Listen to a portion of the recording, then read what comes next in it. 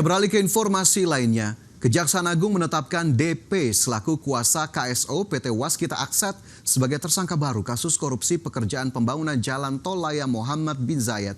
Tersangka DP selaku kuasa KSO PT Waskita Akset dan terpidana TBS selaku perwakilan dari PT Bukaka melakukan pemufakatan jahat untuk mengurangi volume.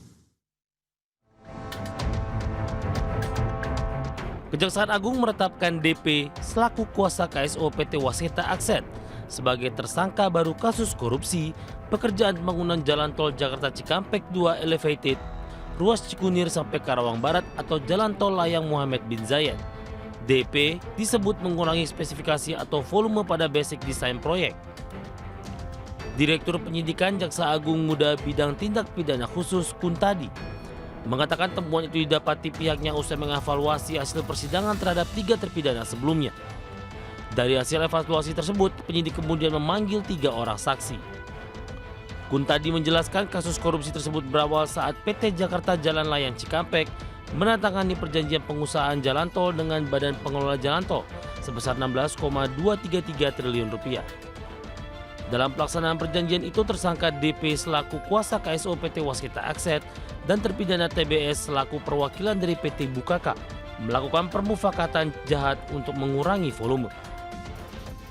Salah satu di antaranya yaitu saudara DP selaku kuasa KSO PT Waskita Akset oleh penyidik dipandang telah terdapat alat bukti yang cukup sehingga yang bersangkutan ditetapkan sebagai tersangka, dan untuk kepentingan penyidikan yang bersangkutan selanjutnya dilakukan penahanan di Rutan Salemba Cabang Kejaksaan Agung untuk 20 hari ke depan. Tentunya setelah dilakukan pemeriksaan kesehatan oleh dokter dan dinyatakan sehat oleh dokter. Sebagai informasi, dalam kasus ini sudah ada 4 orang terdakwa yang jatuhi vonis hukuman.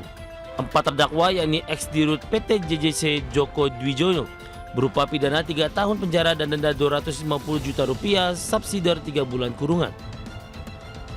Ketua Panitia Lelang di PT Jasa Marga Jalan Layang Cikampek Yudi Wahyudin divonis 3 tahun penjara dengan denda 250 juta rupiah subsidi 3 bulan kurungan.